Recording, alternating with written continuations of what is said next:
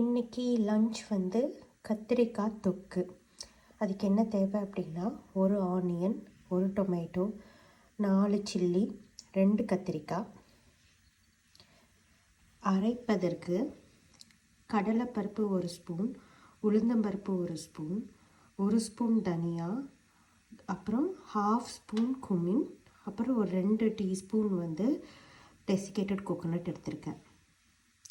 இதையெல்லாம் கொஞ்சம் dry roast பண்ணிவிட்டு பவுட்ரு பண்ணிக்கலாம்.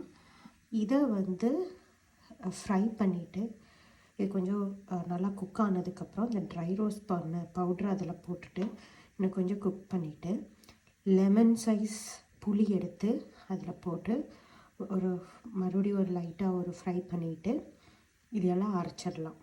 அவ்வளவுதான். நான் ட்ரை ரோஸ்ட் பண்ணுறேன். கறி லீவ்ஸ் மிஸ் பண்ணிவிட்டேன் சொல்கிறதுக்கு, கறி லீவ்ஸ் கொஞ்சம் ஆட் பண்ணிக்கோங்க ட்ரை ரோஸ்ட் பண்ணும்போது. நல்லெண்ணெய் ஊற்றி ஆனியன், க்ரீன் சில்லி, அதுக்கப்புறம் கத்திரிக்காய் இதையெல்லாம் போட்டு அது குக் ஆகிற வரைக்கும் நல்லா ஃப்ரை பண்ணிப்போம். கடைசியில் தக்காளி போட்டுக்கலாம். இப்போ கொஞ்சம் டேஸ்ட்டுக்கான அளவு சால்ட்டும் மஞ்சத்தூள் கொஞ்சம் போட்டுக்கலாம்.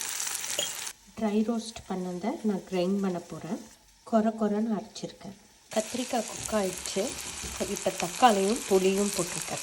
ட்ரை ரோஸ்ட் பண்ண பொடியை இந்த குக்கான கத்திரிக்காய் இதெல்லாம் போட்டுட்டேன். இது ஒரு 2 நிமிஷம் நல்லா ஃப்ரை பண்ணிடலாம். அதுக்கப்புறம் இதையெல்லாம் அரைச்சிடலாம். கத்திரிக்காய் தொக்கு ரெடி.